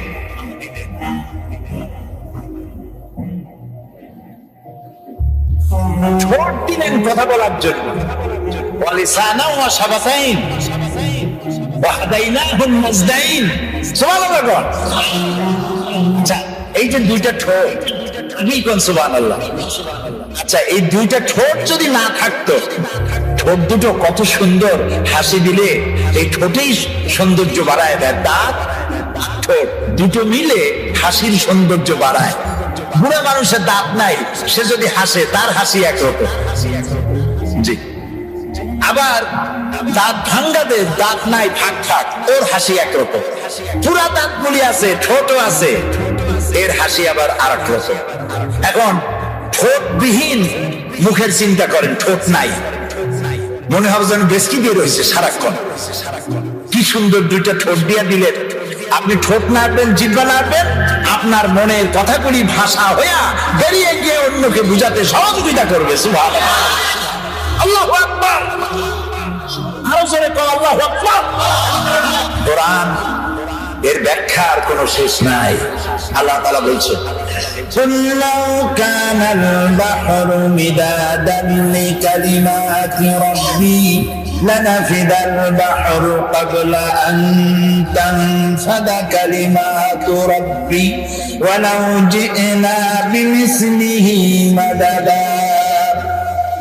আল্লাহ তাআলা বলেন, হে আমার নবী, আপনি বলেন তাম পৃথিবীর সব পানিগুলি যদি কালি হয়ে যায়, আর তাই দিয়ে যদি আমার রবের কালেমার ব্যাখ্যা লেখা যদি শুরু হয়ে যায়, লিখতে লিখতে তাম পৃথিবীর সব পানিগুলি শেষ হয়ে যাবে, আমার রবের কালেমার ব্যাখ্যা লেখা শেষ হবে না। এটা সেই কোরআন। সুবহানাল্লাহ বলবেন না? আহারে মুসলমান, এই কোরআন বুঝি না, কোরআন বুঝি না। ছেলেপেলেদেরকে কোরআন শিখাই না, বাচ্চারা কোরআন জানে না। মরার সময় এই একটু আগে বলে আসছি মাদ্রাসা শিক্ষক পরিষদের মিটিং এর মধ্যে, না কোথায় বললাম, হ্যাঁ বলে আসলাম, যখন মারা যায়, মরার সময় না শিবিরের কোথায় কোন প্রোগ্রামে বললাম, মানুষ যখন মারা যায় তখন তার পাশে সেইখানে নিয়ে এই কয়েকজন আলেম মাদ্রাসার ছাত্র নিয়ে কোরআন শরীফ পড়ায়, সাতক্ষীরা পড়ায়। এবার যদি শুধু সাতক্ষীরা না, সারা বাংলাদেশে, আমি সাতক্ষীরার ভালোবাসি সেই জন্য বারবার সাতক্ষীরা করি, তো সারা বাংলাদেশের সব জায়গায় মানুষ মরলে মাদ্রাসা থেকে কিছু আলেম ওলামা ছাত্র আইয়া কোরআন শরীফ পড়া, যে কোরআন শরীফ পড়ে। এখন আপনাদের কমন সেন্সের কমন বাদ দিয়ে শুধু সেন্স যদি থাকে, সেটা দিয়ে চিন্তা করে কন, এই মরা মানুষটা একই কোরআন শরীফ শুনবে? শুনতে পারবে না। তো এর কোরআন শুনে লাভটা কি? এখন এর যখন বাচ্চা ছিল তখন তো শোনার নাই, এখন মরে গেছে, এই মরা মানুষটারে কোরআন শুনে লাভ কি? আর শুনাইতেছেন কিছু আলেম নিয়ে আসছেন, কিছু মৌলবী, কিছু হাফেজ নিয়ে আসছেন। এখন 20 জন 25 জন হাফেজ নিয়ে আসছেন।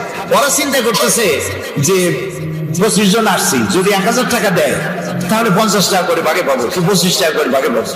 ও তেলাওয়াত করতেছে, আর ফাঁকে ফাঁকে যদি এগুলো চিন্তা করে, কোন হাফেজ আলেম রাগ করবেন না, আমি সত্যি কথা বলছি। এই চিন্তা যদি করে না, আমি ধরে নিলাম করে না, কিন্তু যদি করে পড়ার সময় যে পয়সা এত কয়টা দেবে, ভাগে পাবো এত, তাহলে বিশ্বাস করুন 1 পয়সারও সওয়াব হবে না। সারাদিন তেলাওয়াত করবেন, কোনো সওয়াব হবে না। তাহলে সবই হইল না, আর মরা মানুষের কাছে বসে পড়াইলেন, লাভটা হইলো কি? খামোখা কতগুলি পয়সা গেল। আল্লাহ পাকের মহব্বতে উদ্বুদ্ধ হয়ে যারা ইতিম এবং মিসকিনকে যারা দান করে, আত্মীয় স্বজন, গরিব আত্মীয় স্বজন, অসহায় প্রতিবেশী, পথচারী, এদের জন্য যারা সাহায্য করে। কারণ হচ্ছে ইসলাম তো শুধু নামাজ রোজার কথাই বলেনি, ইসলাম মানুষের জীবনের সকল দুঃখ দুর্দশার দিকে লক্ষ্য রেখেছে। যারা বোঝে না তারা ইসলামকে শুধুমাত্র একটি ধর্ম মনে করে, আর ইসলামের যে অর্থনীতি আছে, সমাজনীতি আছে, এটা তারা বুঝতে পারে না। মাছের যেমন পচন ক্রিয়া শুরু হয় তার মাথা থেকে, সমাজের পতন শুরু হয় তেমন রাজনৈতিক নেতৃবৃন্দ, সমাজ নেতৃবৃন্দ এবং এক শ্রেণীর বুদ্ধিজীবীদের মাথা থেকে, তাদের থেকেই সমাজে পচন ক্রিয়া শুরু হয়ে যায়। এই শ্রেণীর লোকদের দাবি হলো ধর্ম আর অর্থনীতি সম্পূর্ণ দুই প্রান্তিক দিকে বাস করে। ধর্ম এক জিনিস আর অর্থনীতি হচ্ছে আর এক জিনিস, রাজনীতি হচ্ছে ভিন্ন জিনিস। তারা জানে না ইসলাম হচ্ছে পূর্ণাঙ্গ জীবন বিধান। আল্লাহ পাক বলছেন এই কোরআন কি যারা অনুসরণ করবে তাদের তো খাওয়া পড়ার অভাব হওয়ার কথা না। কোরআনে কারীমে আল্লাহ রাব্বুল আলামিন বলেন ফামান তাবিআ হুদায়া ফালা খাউফুন আলাইহিম ওয়ালা হুম ইয়াহজানুন। আল্লাহ পাক বলেন এই কোরআনের অনুসরণ যারা করবে, এই কোরআনের আইন যারা মেনে চলবে, কোরআনকে মেনে যারা চলবে, এর শাসন যারা মেনে চলবে, ফালা খাউফুন আলাইহিম ওদের জন্য কোনো ভয় নাই, ওয়ালা হুম ইয়াহজানুন ওদের জন্য কোনো চিন্তাও নাই। কিসের ভয় নাই? যেই সমাজে কোরআনের আইন চালু হয়ে যাবে ওই সমাজের ভিতরে চুরির ভয়, ডাকাতির ভয়, জেনার ভয়, হত্যার ভয়, ধর্ষণের ভয়, লাঞ্ছনার ভয়, গঞ্জনার ভয়, কোনো ভয় থাকবে না। ওয়ালা হুম ইয়াহজানুন ওই সমাজের মানুষের মনে কোনো চিন্তাও থাকবে না। কিসের চিন্তা থাকবে না? যেই সমাজে কোরআন চালু হয়ে যাবে, কোরআনের আইন দিয়ে সমাজ পরিচালিত হবে, ওই সমাজের মানুষের খাওয়া পড়া, শিক্ষা, চিকিৎসা, বাসস্থানের কোনো চিন্তা থাকবে না। ইসলামী সমাজ তার গ্যারান্টি দেবে। জোরে বলেন সুবহানাল্লাহ। এটা আল্লাহ পাকের ওয়াদা। কার ওয়াদা? ধরে তো আল্লাহ পাক ফামান তাবিআ হুদায়া ফালা খাউফুন আলাইহিম ওয়ালা হুম ইয়াহজানুন আল্লাহ পাকের ওয়াদা। কিন্তু দুর্ভাগ্য আমাদের আল্লাহর ওয়াদা বিশ্বাস হয় না। ওই যে প্রথম দিন বলেছিলাম যে ওয়াদার মৌসুম এসে গেছে, ওয়াদার এক বিরাট মৌসুম এসে গেছে। এখন থেকে যত জনসভা হবে শুনতে পারবেন শুধু ওয়াদা আর ওয়াদা। এই সব ওয়াদাগুলি মানুষেরা বিশ্বাস করে, কিন্তু আল্লাহ পাকের ওয়াদা মুসলমান হওয়া সত্ত্বেও মগজে ঢোকে না, মনের মধ্যে বিশ্বাস স্থাপন করতে পারে না। আল্লাহ পাক বলছেন কোরআনকে মানো, কোরআনকে মেনে চলো, তাহলে সমাজ সুন্দর হবে, ভয় থাকবে না, চিন্তা থাকবে না। এই পৃথিবীতে প্রথম দিন থেকেই পৃথিবীতে দুইটা শ্রেণী চলে এসেছে। এই পৃথিবী একটা হচ্ছে ধনী আর একটা হচ্ছে দরিদ্র। ধনী আর গরিব আবহমান কাল থেকে এই দুই শ্রেণী চলে আসছে। আদিকাল থেকেই মানুষ এই দুই শ্রেণীর ভিতরে সমতা সৃষ্টির জন্য প্রচেষ্টা চালিয়েছে। দার্শনিকরা চালিয়েছে, বিজ্ঞানীরা চালিয়েছে, এবং এক একজন এক এক ধরনের মতবাদ দিয়ে এই দুই প্রান্তিক অবস্থা থেকে একই সমান্তরালে আনার জন্য চেষ্টা কম করেনি। পুঁজিবাদের হাত থেকে রক্ষা পাওয়ার জন্য সমাজতন্ত্র তৈরি হলো, কমিউনিজম তৈরি হলো। অবস্থা তারা দেখতে পেল সর্বনাশ। আগে তো ছিলাম চোরের বাড়ির সামনে, সব চুরি হয়ে যেত, এখন তো ডাকাতের ঘাটে সেই নৌকা লাগালাম, এখন তো জানো যাবে। সেজন্য সমাজতন্ত্র পৃথিবীকে কিচ্ছু দিতে না পেরে নিজের দেশেই আত্মহত্যা করলো। এরপরে আবার বাঁচার জন্য মুক্ত বাজার অর্থনীতির নামে সমাজতন্ত্রীরা আবার সেই পুঁজিবাদের দিকে অগ্রসর হওয়ার চেষ্টা চালাচ্ছে। পৃথিবী সাক্ষী, দুনিয়া সাক্ষী, মানুষের তৈরি করা মতবাদ দিয়া পৃথিবীতে কোথাও স্থায়ী কোনো শান্তি আসে নাই। এ কথাটা কি মিথ্যা না সত্য? এ কথা মিথ্যা না সত্য? সুতরাং এই পৃথিবীর বুকে না সমাজবাদ দিয়ে শান্তি হবে, না পুঁজিবাদ দিয়ে শান্তি হবে। পৃথিবীর বুকে শান্তি হতে পারে কেবলমাত্র নবীদের পরিকল্পনার মাধ্যমে। কারণ দার্শনিক বিজ্ঞানীরা যা বলেছেন, পরিকল্পনা দিয়েছেন, সব তাদের মন মস্তিষ্ক প্রসূত। আর আম্বিয়া আলাইহিমুস সালাম যে পরিকল্পনা দিয়েছেন, সব আল্লাহ রাব্বুল আলামিনের দেওয়া। নবীদের পরিকল্পনা কার? জোরে চিল্লায় কোন কার? আল্লাহ রাব্বুল আলামিন তাদেরকে পরিকল্পনা দিয়েছেন। সেই পরিকল্পনার ভিত্তিতে তারা আদর্শ সেট করেছেন। মানুষের মধ্য থেকে দুঃখ, দুর্দশা, দারিদ্র, ক্ষুধা সব দূরীভূত হয়েছে, মানুষ সুখ পেয়েছে, সমৃদ্ধ পেয়েছে। আমার বন্ধুগণ, ইসলামী বিপ্লবের দাওয়াতের পর্যায়ে মক্কি জিন্দেগিতে যখন সূরাগুলি রাসূলের আসতেছিল, সেই সময় আল্লাহ রাব্বুল আলামিন বলেছেন ওয়াহাদাইনাহুন নাজদাইন, আমি কি উভয় স্পষ্ট পথ তাদেরকে দেখায় দেই নাই? উভয় স্পষ্ট তাদেরকে দেখানো হয়েছে। ফালাক্তাহামাল আকাবাতা ওয়া মা আদরাকা মাল আকাবা ফাক্কু রাকাবা। তুমি কি জানো, তারা আসল কথা হলো তারা সেই দুর্গম বন্ধুর ঘাঁটি অতিক্রম করতে চায় না। তুমি কি জানো সেই বন্ধুর দুর্গম ঘাঁটিটি কি? তা হচ্ছে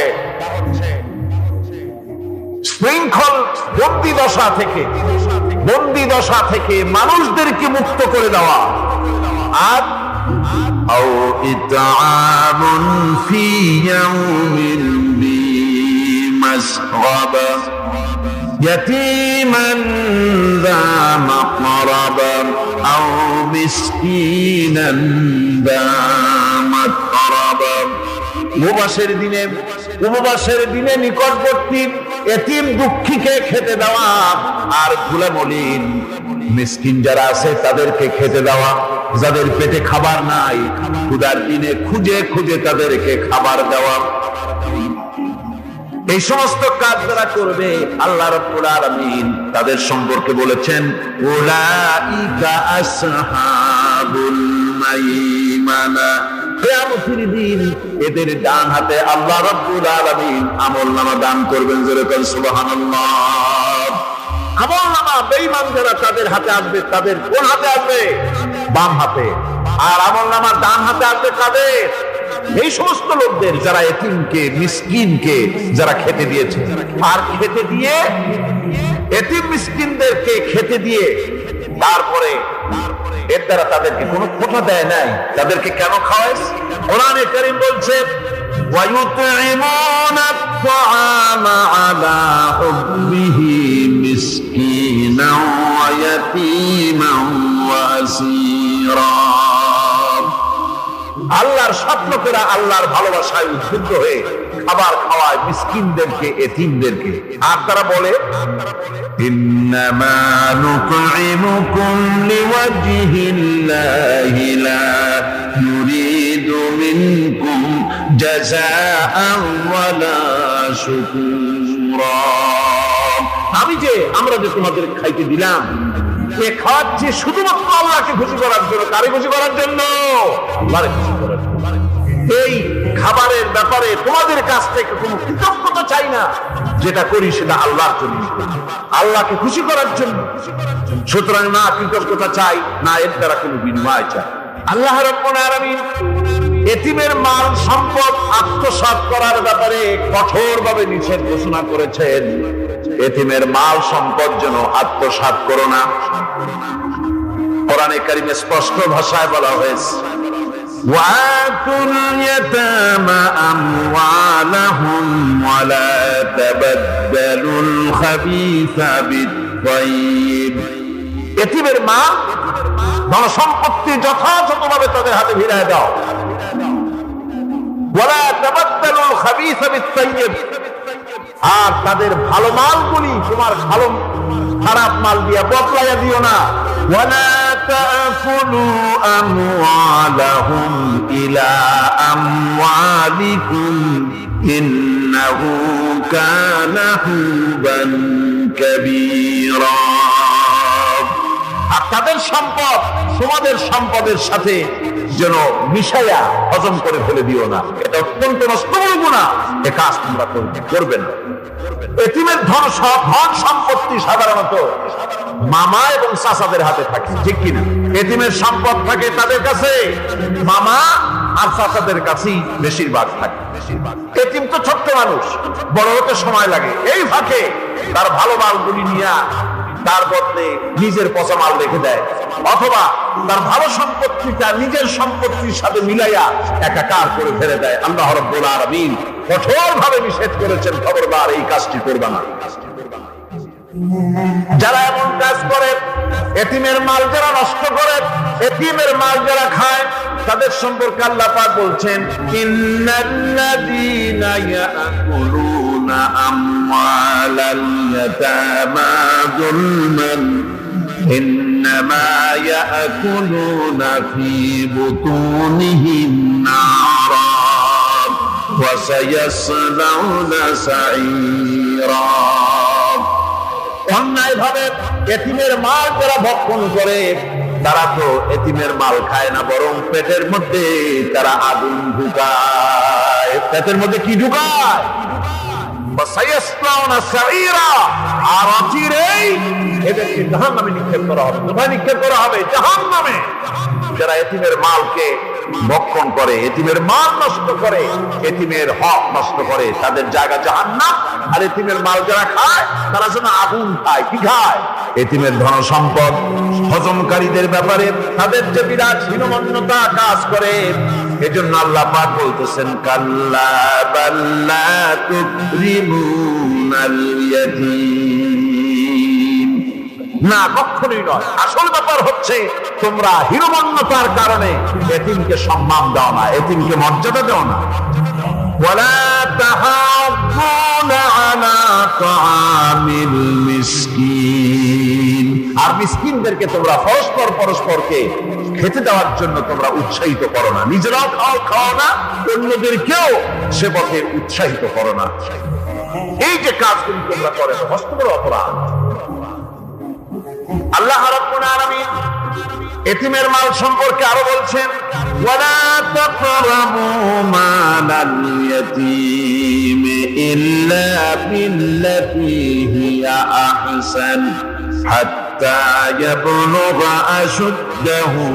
আল্লাহ পাক বলছেন, এতিমের মালের নিকটবর্তীও হবে না যতক্ষণ পর্যন্ত তারা যৌবন প্রাপ্ত না হয়, বুদ্ধি শুদ্ধি না আসে, ততক্ষণ পর্যন্ত এতিমের মালের কাছে যাবে না। হ্যাঁ, যাবে মালটাকে রক্ষণ করার জন্য, রক্ষণাবেক্ষণ করার জন্য, মালগুলি খাওয়ার জন্য না।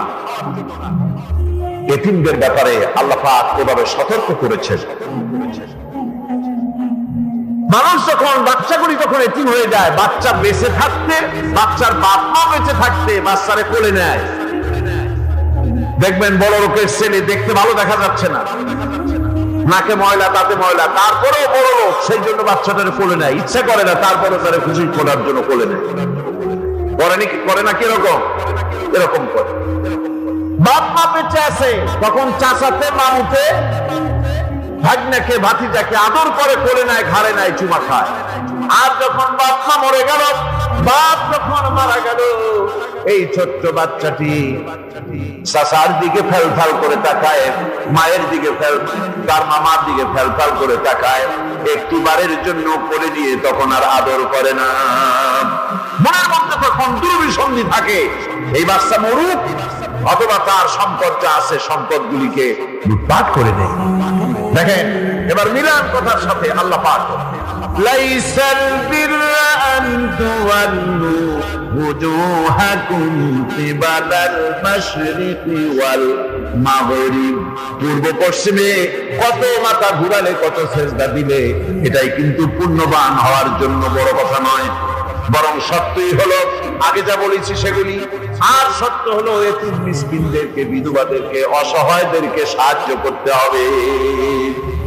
এগুলি করলে তাহলে তুমি মুমিন বলে প্রমাণিত হবে, তুমি সব ব্যক্তি ভালো মানুষ, নেককার, পুণ্যবান বলে আল্লাহ পাকের দরবারে তুমি প্রমাণিত হবে। আল্লাহ পাক বলছেন, ওয়াকামাস সালাতা ওয়া আতাজ যাকাত। সত্যিকারের নেককার এবং পুণ্যবান হওয়ার জন্য নামাজ প্রতিষ্ঠা করতে হবে আর যাকাত আদায় করতে হবে। আমি নামাজটাকে মাঝখান থেকে ছেড়ে দিলাম আগামীকালের জন্য ইনশাআল্লাহ। যেহেতু এতিম মিসকিনদের কথা, সাদকার কথা, দানের কথা বলছি, আর যাকাত আছে সামনে, এটার সাথে যাকাতটারে মিলাই দিই, তাহলে কালকে শুধু নামাজের ব্যাপারে বললেই চলবে ইনশাআল্লাহ। আর নামাজ আর যাকাত এতই গুরুত্বপূর্ণ, যেটা ছাড়া ইসলামের ইমারত গড়তেই পারে না, ইসলাম থাকতে পারে না, মুসলমান থাকতে পারে না, শান্তি থাকতে পারে না, স্বাধীনতার গ্যারান্টি হতে পারে না। নামাজ, যাকাত আল্লাহ পাক যে নিয়ম করেছেন, এর উপরই মানুষের শান্তি, স্বস্তি, স্থিতিশীলতা সবটার গ্যারান্টি হচ্ছে নামাজ আর যাকাত। সুবহানাল্লাহ। আল্লাহ রাব্বুল আলামিন যাকাতের কথা বলছেন। যাকাত হচ্ছে পবিত্র করে দাও। নামাজের পর ইসলামের সবচাইতে গুরুত্বপূর্ণ ব্যাপার হলো নামাজ। নামাজের পরেই গুরুত্বপূর্ণ ব্যাপার হচ্ছে যাকাত। আর ইবাদতের বেলায় সাধারণত নামাজের পরে আমরা রোজা বলি, নামাজ রোজা, কিন্তু আসল কথা হচ্ছে নামাজের পরেই যাকাত। কোরআনে কারিমে এভাবেই বলা হয়েছে, নামাজ এবং যাকাত এই দুটি জিনিস হচ্ছে ইসলামের প্রধান স্তম্ভ। ইসলামী রাষ্ট্র যদি হয়, যদি দেশটা ইসলামী রাষ্ট্র হয়ে যায়, তাহলে মুমিনেরা যদি ক্ষমতায় আসে তাহলে কি কাজ করবে? আল্লাহ রাব্বুল আলামিন কোরআনে কারীমের মধ্যে বলেছেন, আল্লাযীনা ইম্মাক্কান্নাহুম ফিল আরদি আকামুস সালাত ওয়া আতাউজ যাকাত। আমার মুমিন বান্দারা যদি ক্ষমতায় আসে, মুমিনরা যদি ক্ষমতা পায়, তাহলে চারখানা কাজ করবে। কয়খান কাজ? জোরে চিল্লায় কোন কয়খান? প্রথম কাজ, ক্ষমতায় এসেই নামাজ প্রতিষ্ঠা করবে। প্রথম কাজ কি? নামাজ প্রতিষ্ঠা করবে। সে নামাজের কথা বলবো কালকে। 2 নম্বরের কাজ হলো যাকাত আদায় করবে। 2 নম্বরের কাজ কি? যাকাত আদায় করবে। যাকাত বোর্ড গঠন করবে না, যাকাত আদায় করবে। যে সরকার নামাজ প্রতিষ্ঠা করে না, সে সরকারের যাকাত বোর্ড করে যাকাত আদায় করার অধিকার থাকার কথা নয়। সুবিধাবাদ জিন্দাবাদ দিলে তো চলবে না। যাকাতের টাকা নিয়ে করেন কল্যাণমূলক কাজ, কিন্তু আল্লাহর হুকুম তো সেরকম না। আল্লাহর প্রথম হুকুম হলো নামাজ প্রতিষ্ঠা করতে হবে, তারপরে যাকাত আদায় করতে হবে। কোরআন শরীফ খোলার সাথে সাথে যে জিনিসটা নজরে পড়ে সেটা কি? কোরআনে কারীম খোলার সঙ্গে